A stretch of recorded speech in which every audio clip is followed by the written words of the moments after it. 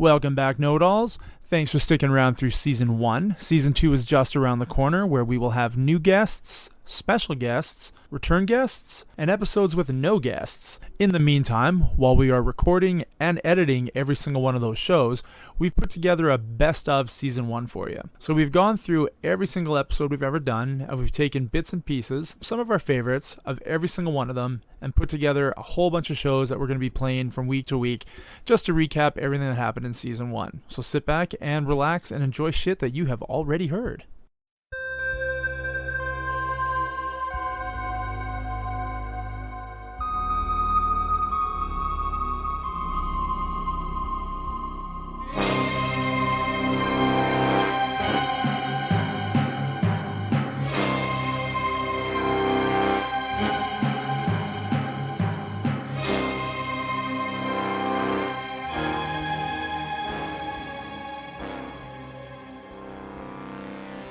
Because I'm similar. I'm really bad at taking photos. I often think of when I go places that these places that I go to are so famous that I can find a very professional, well-done photo online. So the only difference is that I'm in it. But I don't take pictures of myself in places. See, I do. I'd rather take a picture of me being there versus a picture of a beach. Yeah. Because like you said, I can go to the postcard at the gift shop and get a way better picture. It's true. But I guess that brings up another, a topic about perception that is maybe hard to talk about for some people, but I don't like taking pictures of myself in places because I don't like having pictures of myself because I don't perceive myself as, Instagram model worthy. Oh, I'm definitely not Instagram model worthy. We've already discussed that. I'm not even whatever website that is for penis model worthy that we discussed. It's true. So it's true. I don't know. I need to stop taking those pictures in public. Yeah. I don't know. I guess my whole life I've always had this this issue with seeing myself in photos because I think that I perceive myself different, like in my daily life. Like I think about what I currently look like, and then all of a sudden I see a photo of it and go, "Oh shit, that's not what I thought." Which is hard because when we see ourselves in a photo, it's one look. Like people can have very unflattering photos, and that's not really what they look like in real life, right? So I don't know, that's one thing I've always been self-conscious about is in terms of perceiving myself, most of the time I'm very confident and everything's great, and then all of a sudden I'll get this quick, reality check of oh, this is what I probably look like. Especially I've gone on a couple of hot holidays now, and I wear dresses and bathing suits and stuff. That's the last place that I want my picture taken. Actually, I think I was in the last place you wanted your picture taken. We had no luggage, no toiletries for a week, and we're in Paris, and I'm taking pictures. You're like, could you just not take any pictures of me anywhere? I was like, yeah, but you're here. Don't you want to remember? Nope, none of it. No makeup, no toiletries, the same clothes for 5 days. I'm done. Yeah. No, exactly. During that time, we lost all of our stuff. I had 3 different clothing options, and my hair and makeup weren't done. And I don't know. For me, as a person who does my hair and makeup every day, whether I do it for other people or myself, that's a different conversation. Yeah. But no matter what it is, I just feel less confident without it done. So you keep saying confidence. Yeah. You've used the word 3 or 4 times now. Mm-hmm. So you perceive yourself as being very confident? Yeah. Do others, do you think, perceive you that way? I think so. Again, I think people are going to be confident in different situations. I see you as being confident, so I don't know if that helps you with your... Thank you. You're welcome. If I walked into a convention about physics. Oh my god. If I walked into a physics conference, I don't think I'd be as confident. But in terms of, I'm a very friendly, talkative, easygoing person. So when I always joke around that if you introduce me to your friends, they'll end up liking me more than you because it's a fact. Yeah, because I try to be friendly and fun and easy to talk to and accommodating for people, and so that makes me confident. And I'm also come on, answers for everything. I feel well, that fits right there. I feel like I know everything. That cruise that I took was legitimately. Even sleeping next to the morgue was the most luxurious trip I've ever taken in my entire life. Because the rest I do very cheap. So again, I don't know. I don't think people, and this is the same for me looking at people who have much different lives than I do. I don't think anybody really perceives each other's lives very well. At this point, we've pretty much discovered... all we have is online to post our life for people to get a better view of who we are. Yeah. And if people are doing fake Photoshop shit and stuff who they really aren't, that's just leading. Yeah. It's true. People to believe that it's not who they really are. Yeah. All my shit is totally real, which I love. When I upload the picture of the food that I bought, I'm pretty fucking happy that I got yogurt dipped Skittles. Fuck yeah. Yeah. Right? That's who I am. Here we go. Yeah. Even to the point where somebody will, call me, hey, guess what? I found Sour Patch, Chips Ahoy. I was like, you did? I have some for you. Yes. Yeah. Thank you, by the way. You're welcome.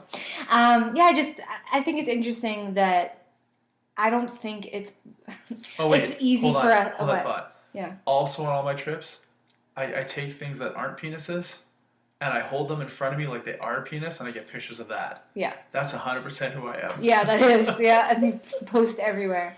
I'm going to get my mom to take the pictures. It's true. I don't know, I just think it's interesting talking about perception and how we have a hard time perceiving ourselves, our strengths, our weaknesses. We have a hard time perceiving other people and what their lives are like. And it makes it difficult for us as humans to understand each other. It is. When we're always making assumptions. Yeah, or always trying to make it look like we're doing better than we are. Mentally, physically, financially. Yeah. People care a lot about how other people perceive them, and they want to paint this picture, this highlight reel that makes them out to be a lot better than... Like, think about it. If you were to die tomorrow, what would you want people to say about you? Who is Teapot? Like, this is on your headstone. Yeah. You get one phrase. Oh, one phrase. You're going to put me on a spot. One phrase. It's tough, right? Yeah. I would like to have mine say, he wasn't an asshole. That's it. He wasn't an asshole. Yeah. I don't want to be an asshole. Yeah. I don't know. Sure, I'll see a meme of, a guy wearing a wrestling outfit and he's got amputated arms and legs, and the meme says, hey, your coffee table finally made it to the Olympics. How proud are you? That I'll send that to someone. I'd still feel terrible. Yeah, but, no, hey, you don't. well, the guy's doing Olympic shit I'll never do, so he's clearly better than I am. That's true. Right? And I can respect that. Yeah. But on the other hand, I can still laugh. Boys and girls all named Taylor. It's too generic for me. I like weird names. I like Taryn? That's fine. Yeah, that's good. Who do you think of? With Taryn? Yeah. For like a girl? Or boy, doesn't matter. I think of if a girl Taryn, I think of like a little quirky. Okay. Like a little, or wears glasses but she doesn't need them? Yeah. Okay. Or it has a pixie cut or something. You know what I mean? Like just something where she's like, I'm trying this. I'm doing this trend. Yeah. And she owns it. That's what I think I don't care what you think. I'm doing it. Yeah. I don't know. I find this so hard. I can think of, I feel like, more female names that are hot than male names. Just because, I mean, I can think of a few male names, but when I think of names I've seen, because, having spent time on dating apps, the only male names that seem to exist are Tyler, Jake, Dylan, Darren. It sounds like they all play hockey. Mike, Rob. Every single one of them, they're hockey players. Gotta be. And their profile picture is either them in front of a dead deer or them on their quad. Or on a big truck. On their big truck. Not even them, it's just their truck. It's just their truck. I was going to say, neither one of you has spent enough time on there if you think that they're in the picture with their I need to truck. go change Well, they might be in the picture with the truck, but they got the darkened out windows so you can't tell. Tinted windows. Is this cracked open a little bit and a little cigarette smoke is coming out? Yeah. No. Vape smoke. So it's like pink? No. Just a shot of spit. Oh, there we go. Some chew. Just fucking spit right out the window. I need to go load up all the dating apps and change my preference to men just to see it's not the Mikes and the Tylers and the I don't Dylans. think you will get those men on your dating. What if I change age 18 to 24? Yeah, there you go. Yeah, but I don't think those men will have men as their interest. They're closeted. Of course they will. Yeah, fair. You'll catch them on it's 3:00 in the morning. I'll just see if anybody. Oh my god, I got a match. Well, they've run out because you can hit the end of Tinder. I am so ashamed to say this, but I've hit the end of Tinder. Yeah, but you live in a small town. I know. The end of Tinder. I mean, you just got a 600-mile radius. Like, Yeah. because you're going to drive 600 miles to go on a date? Right. I mean, it depends how big his truck is. He might be worth it. Or what kind of chew. He can drive here. Yeah. I mean, in his giant truck. Well, he will, gladly. Yeah. And you'll hear it the whole time.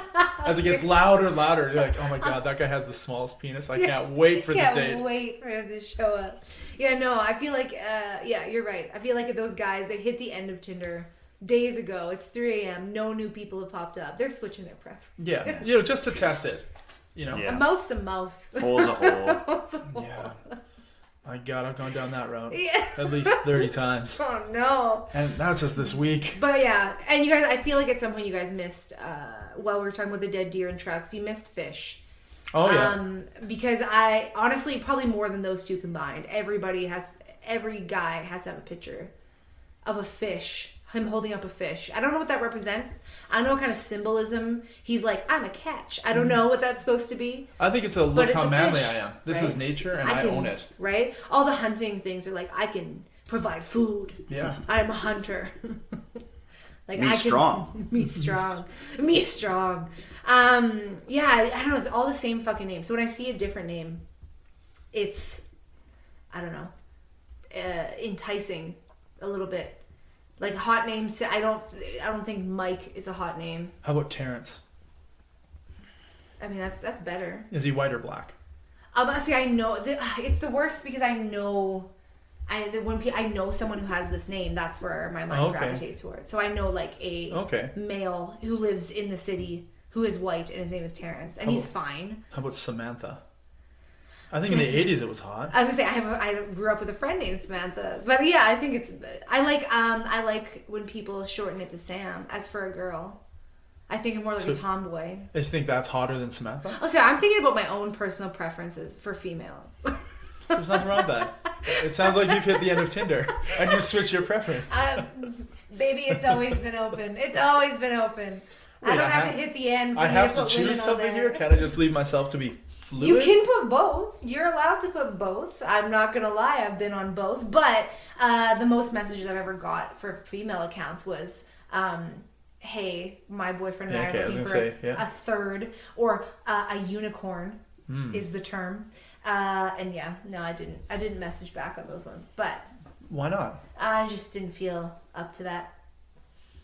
I just didn't want to. That's already scary enough. And mainly because, I don't know, I've legitimately started relationships off of those dating apps. Like, they weren't, like, my purpose for using them was usually dating. So it's not like, well, I'm looking for casual, I'm a unicorn, end goal, marriage. You're like, what? Yeah. Yeah, I was going to say, I don't think there was a future in those couples for me. But yeah, no, I've been on that side of Tinder and dating apps. But my preference in women is probably not like, I don't know, I can appreciate just traditionally like society's version of hot women, but it's not for me necessarily. I like tomboys more. Like pixie cut? Is that tomboy? Yeah. Short hair? It depends on how they dress. They can also wear the clothing that, who knows. Who's the hottest woman? Oh, name a woman. On the planet? Name a woman. Hottest women, like hottest female. We're talking about like celebrities. Who's the hottest woman? Okay, now I have a question. So now I'm gonna who's the hottest woman? Kate I'm gonna Beckinsale. name. Done. I want to name my preference in like hot women for celebrities, but I need you guys to name your like top favorite male celebrities. That's fine. We got to be secure here and talk about same. You guys want to dock? I'm secure. Wait. Unfortunately, If we go tip to tip, yeah, and Teapot uses her hand to do the docking, it's not gay, right? It's not gay. It's in a three-way. It's okay. You know what? Is a three-way just you watching us, or is a three-way you being involved? I think you have How to much be of your involved. involvement? I think actually, you know what? Being in the room, not gay. Can you be coaching? Okay, Absolutely. Good job. Okay, move it quicker. Okay, move I that. like that it's not like a sexual coaching of not just like, No. Oh, no. It's very much like, all right, awesome, 10 out of 10. Now I need you. No, wrong technique. I need you. I'm just gonna. Good effort, boys. Yeah. Hit the showers. Can you call us men? No. This is what real men do. Real men. Yeah, no. There's cars flying, but you don't get a ticket. No, we'll talk about that later.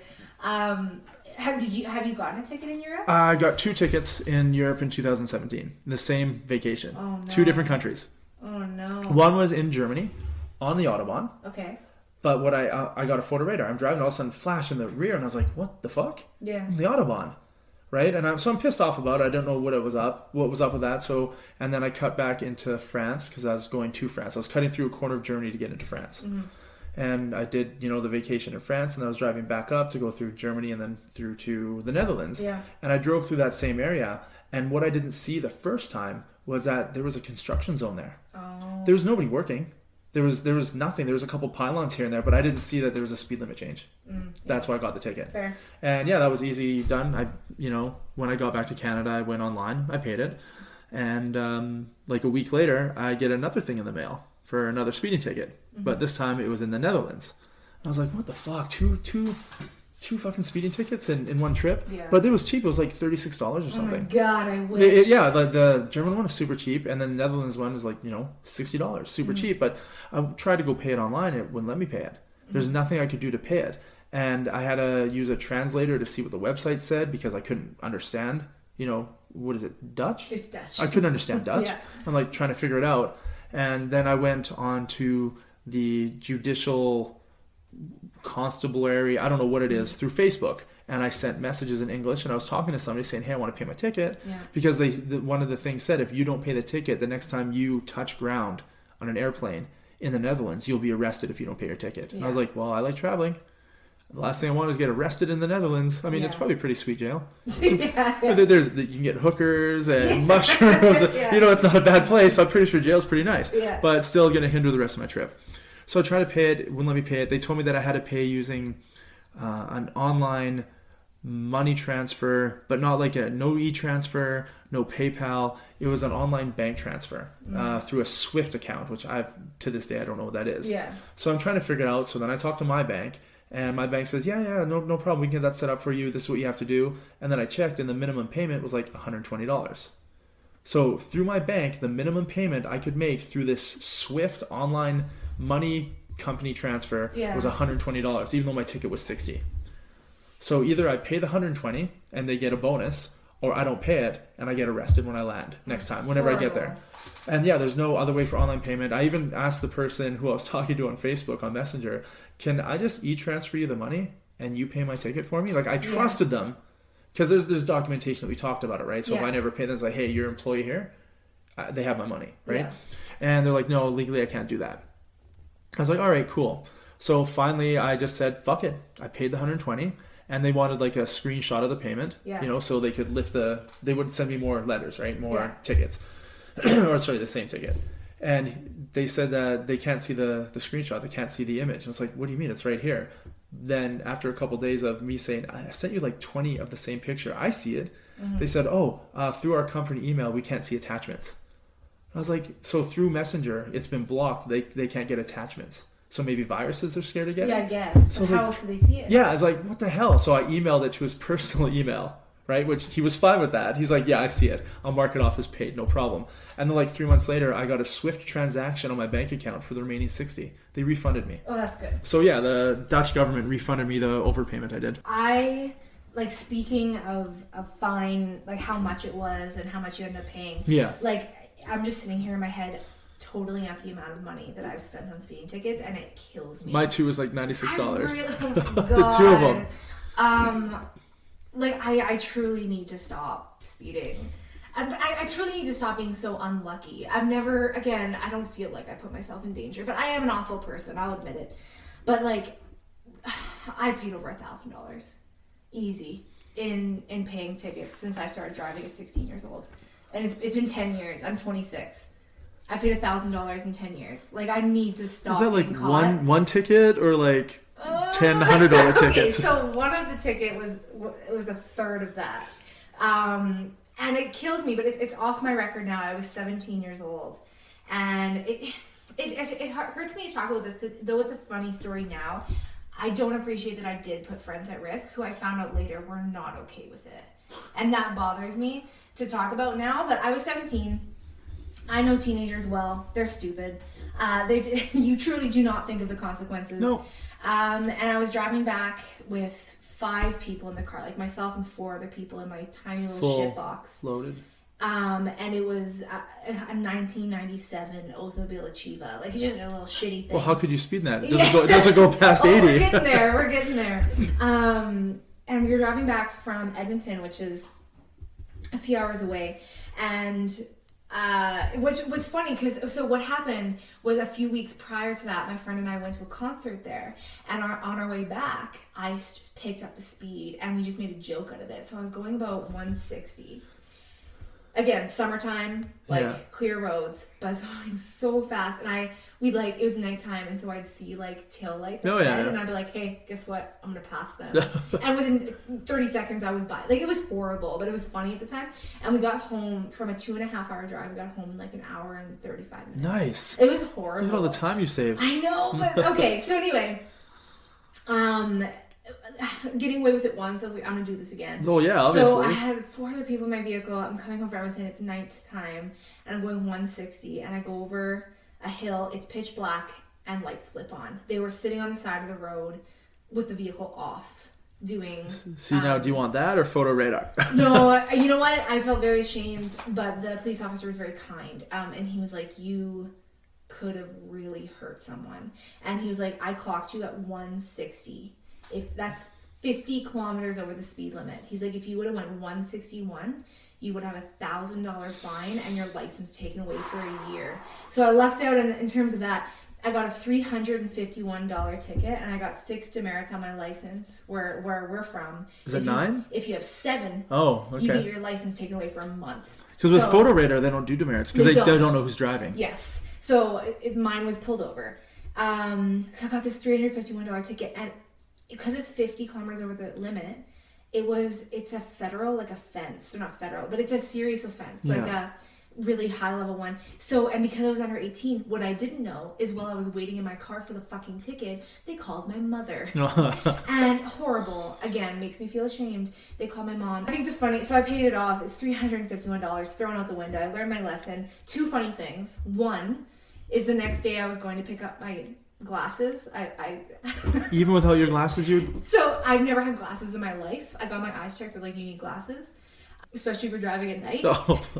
And I've never got glasses before, but I was supposed to pick them up the next day. So I got caught the day before driving at night with no glasses, going 160. And the other funny thing is I got a letter in the mail a few weeks later that said, in Dutch? No. It said from the province, it said you're on probation, you're on thin ice, watch your driving. But then the next week I got another letter that's clearly automated. Yeah. And it was hey, good news, you've almost had your license for 2 years. You can get your upgraded driver's license. Thank you for being an upstanding citizen and having your driver's license. She had a picture of those together, just frame it. So funny. And the ticket. Yeah. It's funny now, but again, I had friends that and of course I'm crying, and we're driving back, and my one friend was like, I was going to tell you to slow down. I was like, don't you fucking dare. You don't get to talk. Yeah, do not even say that you were going to tell me to slow. Why didn't you? But again, I put them at risk, so that's on me. So 300 something, right? $351. Right. The 3 listeners we have, I think they feel sort of inclined that they have to listen, so they're going to keep listening no matter what. That's right. They better darn well listen and tell their friends. So we thank you for listening nonetheless. Absolutely. Thanks for stopping by and wasting your precious time with us. Charlie Ray and I did a road trip many years ago. I flew out to Kansas City, and we were driving to JoeCon in Illinois, was it? Or it was Illinois, wasn't it? Springfield, yes. Springfield, Illinois. So instead of me just flying out there and Charlie Ray doing the drive by himself, I figured I'd double up in his vehicle, split the gas, and we just hit the open road in the good old US of A. That's right. Nothing like Kansas City to Illinois for exciting road travel. Well, how long was I don't even remember what it was. I was completely along for the ride. I didn't pay attention to anything. How long was it supposed to be, or how long it was after our extra detour? Well, it was about 6 hours, I think, with the detour and out of the way and everything else, because we went too far north thanks to my bad planning. Yeah, we weren't using GPS at all. I can't fathom for the life of me why we were using a road map instead of GPS. Did it not work out there? I had a road atlas. No, I just didn't have. Did I even have a smartphone at that point? I don't remember. I don't know that I did. So I mean, I still did things even up until about 6 years ago with a friggin' road atlas and maps and stuff I'd print out. I'm an old school dude. Yeah, I've been buying GPS, and I've been bringing those on my Europe road trips, my American road trips, just because I can't use data with my phone when I travel. It's like $1 a minute. Yeah. But a little GPS is fantastic. Or if you rent a GPS in Europe, it's like $12 a day. Jeez. So I just bought one. It's like I'm going to be gone for 12 days with a car. That's $144. Right. I'm just going to buy one for $90, and I'm going to download my maps for free, and I'm good to go. Right. So now I've got it and I use it. It's fantastic. But yeah, on that trip, when we detoured, did the detour take us to Jesse James's gravesite, or was that pre-detour? And you're like, Well, hey, do you want to go see something cool?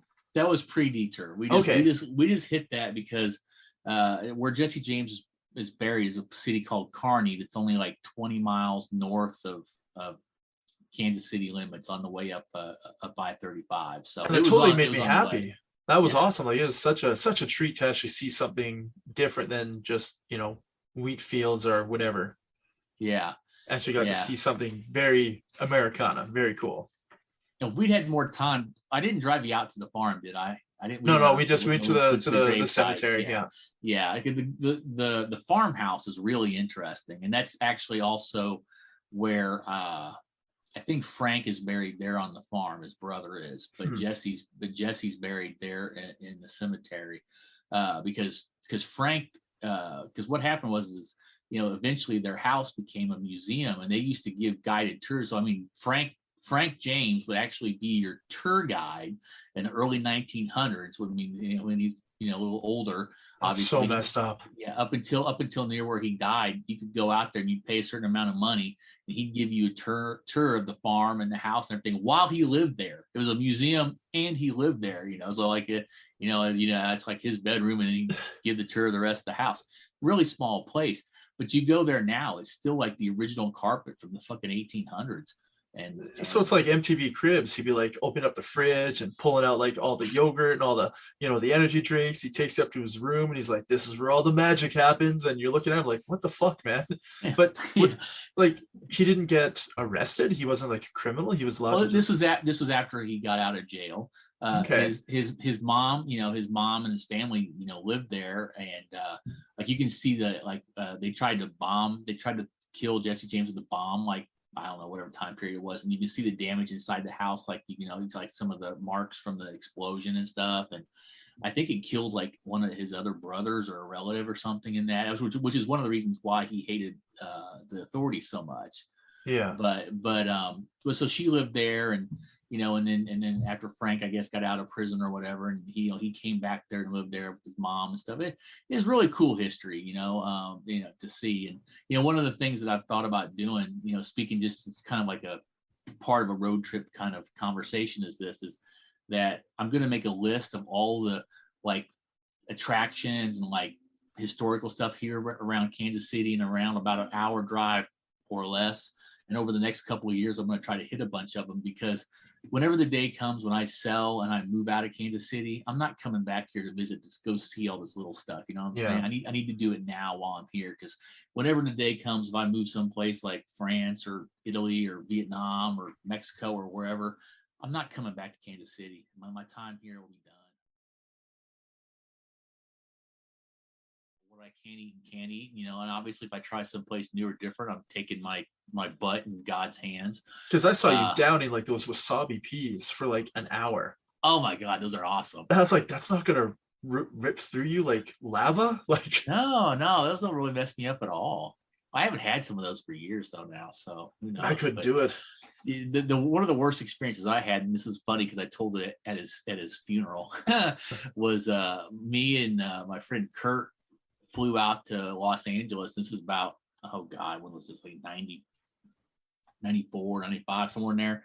We met up with a friend of ours from the Netherlands, Marcel, and he brought a friend with him from the Netherlands as well, a guy named Frank. And so all four of us were staying together, and we were staying in this hotel right off of Highway 101 and Hollywood Boulevard called the Hollywood Downtowner, right?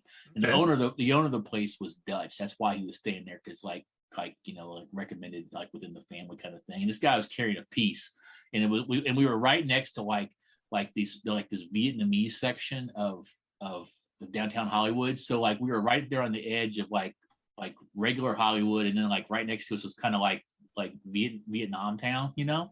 Yeah. And so it was a really interesting neighborhood, but it wasn't always it was, let's just put it this way, it could be a little dodgy at night. So, you know, the owner of the hotel had a piece on it. I mean, you could tell he had it under his jacket, right? You know, I'm like, well, I guess we're safe. He's armed, right? So anyway, Kurt was friends with a lot of the guys in Armored Saint, and so we ended up. That's a band. Yeah. Yeah, it's a band. Okay, yeah, it's a band. And so he knew the drummer Gonzo Sandoval pretty well. And so Gonzo called us up one of the nights when we were down there and said, hey, you know, why don't you come out to the house? So we drove out to his house, and, you know, we hung out there for a while. It's like the middle of the night, like 1 or 2 o'clock in the morning.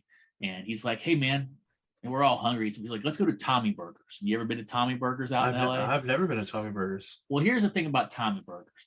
Pretty much everything you get there is covered in chili. Like the fries, the burgers, the whatever. Anyway, so we're at Tommy Burgers somewhere in North Hollywood, up near where he lives at, like 1 o'clock in the morning. And we're all getting like, you know, really stupid stuff. I mean, I was 23 or 24, so I was pretty stupid eating at that point.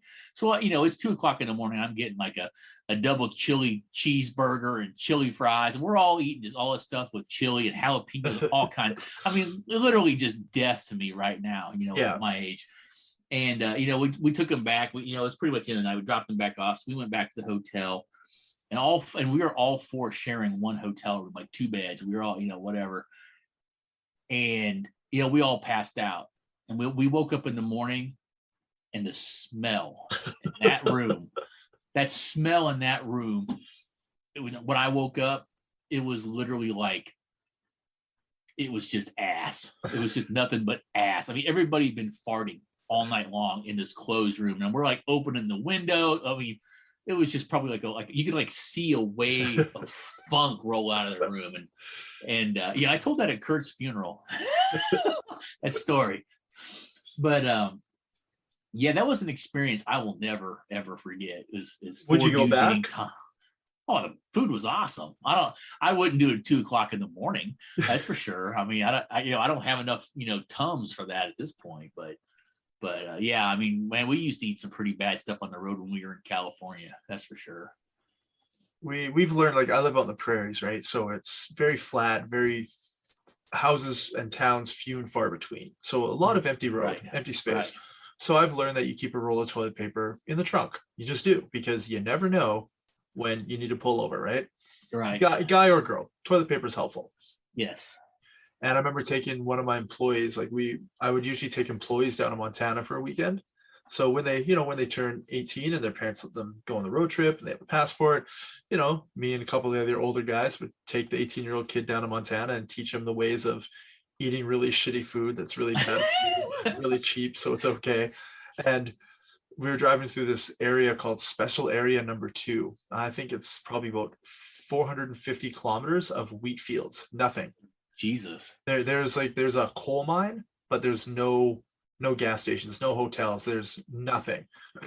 So he's like, what happens if you have to take a dump? We're like, well, there's toilet paper in the back of the truck, so you just pull over. He's like, are you serious? You just shit on the side of the road? I was like, well, we haven't had to do it yet, but if you do, it's always the first time. I have toilet paper. He's like, there's no fucking way I'm gonna sit on the side of the road and take a shit.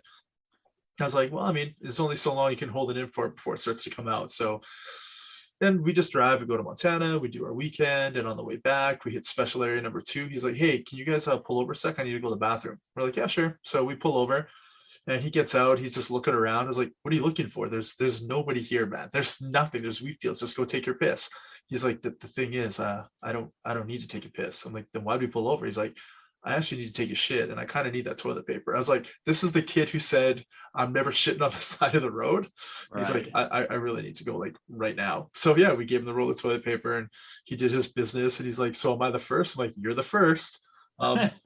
His nickname at work was Cheese Dick, but we wanted to call it eloquently, so we translate it to French, and it's Pipi du fromage. So that's the name we called him. And I haven't seen him for years. And then I saw him when I was voting 2 years ago, and he was there with, looked like his grandparents or something, at the lineup at the church or whatever, to do the in-person voting.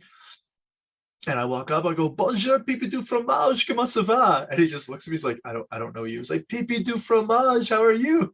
And his grandparents are looking at him like, who is this crazy long-haired guy with tattoos talking in French to you? And he's just trying to smile and say, I don't know you. I don't know you. It's like, pipi du fromage, you know me. So if they understood any French, they would know that we're calling him Dick Cheese. Oh, that's great. That's such a, he's kind of a fucked up kid. It was a good trip though.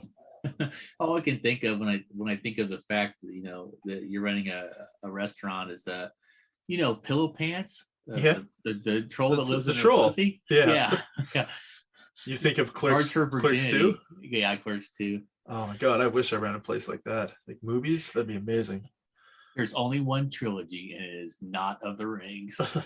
And then Frodo just bricks in Sam's mouth.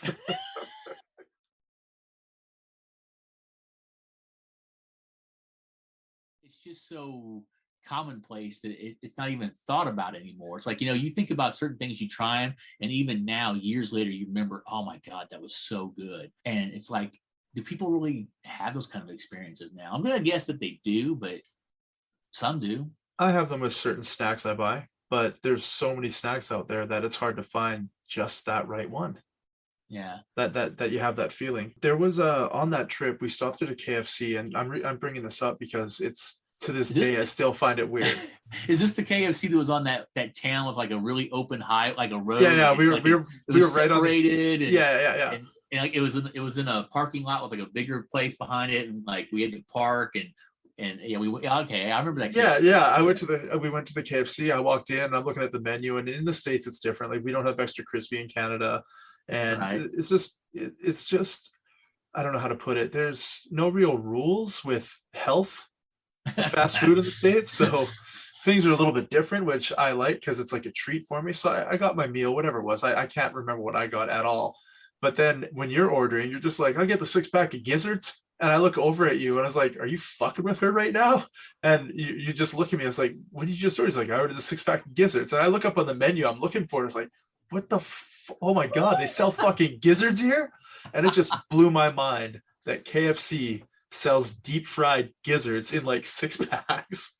And for you, it was just like, yeah, this is normal. I was like, are you fucking kidding me right now? This is normal? Well, I don't know if it was normal. I mean, ordering gizzards because I like gizzards is normal. I don't know if it was normal for KFC because come to think of it, I never saw them at any KFC ever again.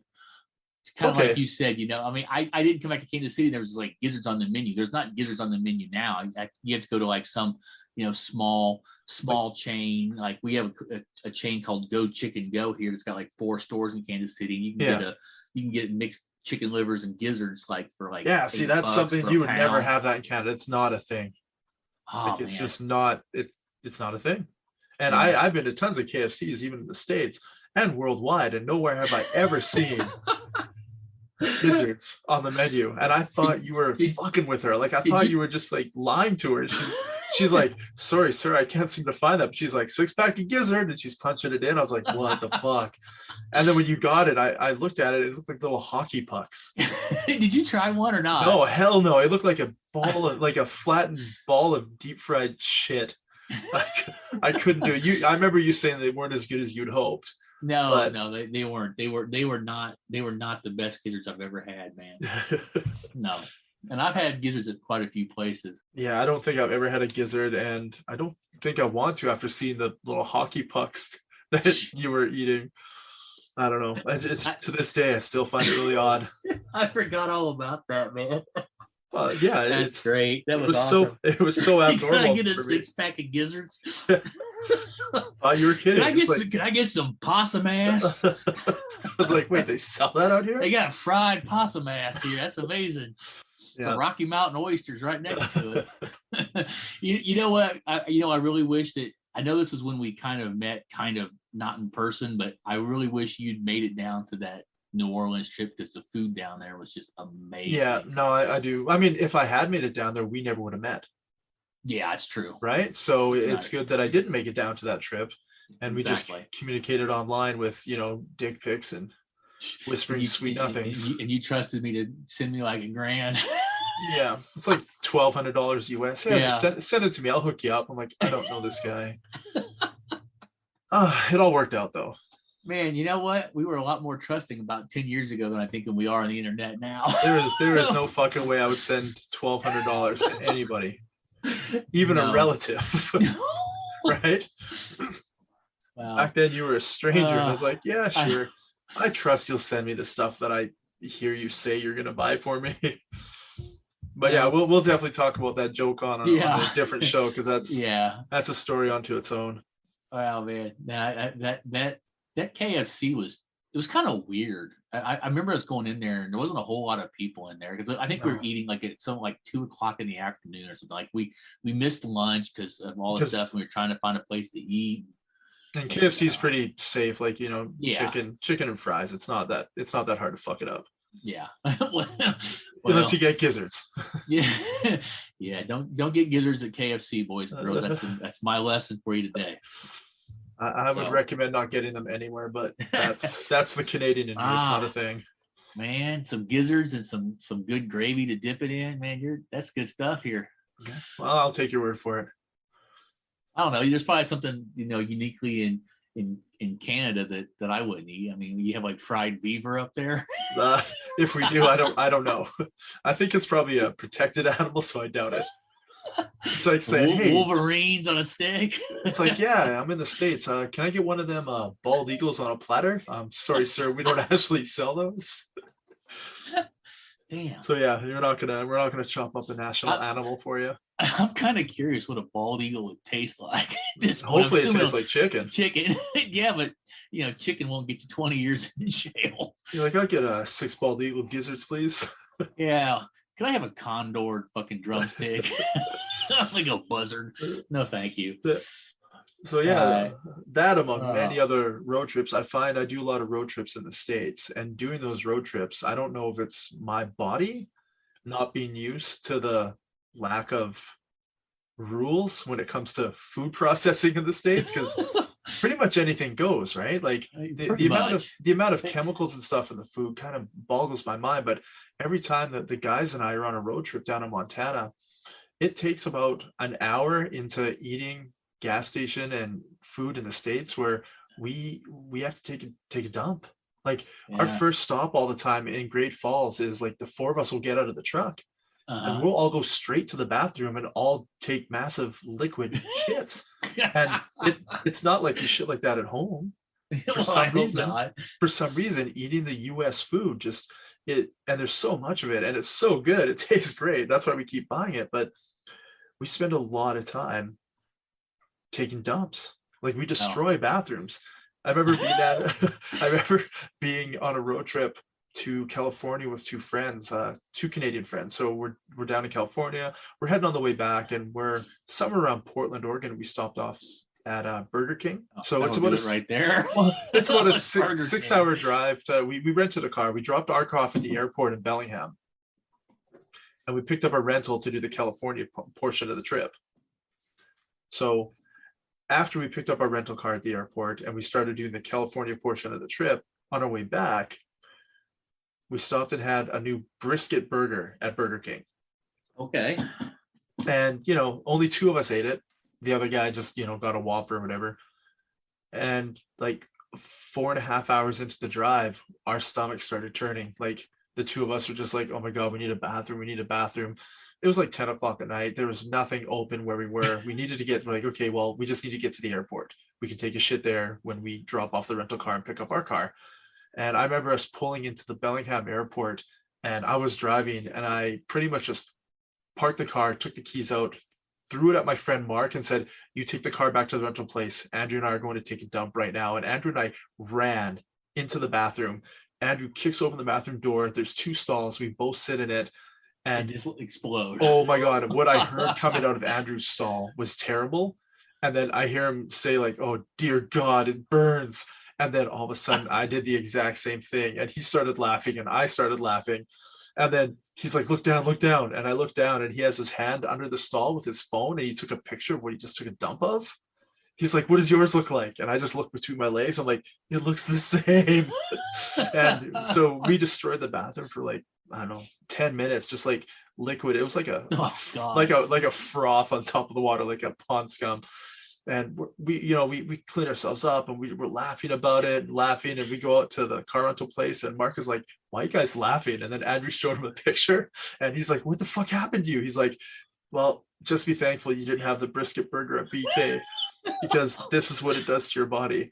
It melts it. Oh, so yeah, we dubbed that dump the Bellingham. That's what we called it. So, and Mark is like, hey, did I leave my phone in the car? I was like, what? He's like, my phone, I can't find my phone. So we go back to the rental car. We look through everything we can. We look through our bags, and apparently Mark left his phone somewhere. So then I was like, did you leave it at the Burger King? Because if we go back, we should probably get that brisket burger. And Andrew's like, I'm not fucking putting that in my mouth again. And yeah, Mark ended up leaving it at Target on the toilet paper dispenser. So they wouldn't mail it to him. They said that due to safety reasons, he had to prove it was his. So he had to come down and unlock it. And they wouldn't unlock it for him if he gave the password, because they didn't want to have access to his phone, because they didn't want him to sue for them having access to his phone. Oh my God. So he and his wife went down the next weekend for, road trip. They went and spent the night in Portland, Oregon, and he picked up his phone, but they did not go to Burger King. That's a damn shame. He should have tried to test his marriage and had her eat that. They could have done the triple Bellingham, but it didn't happen.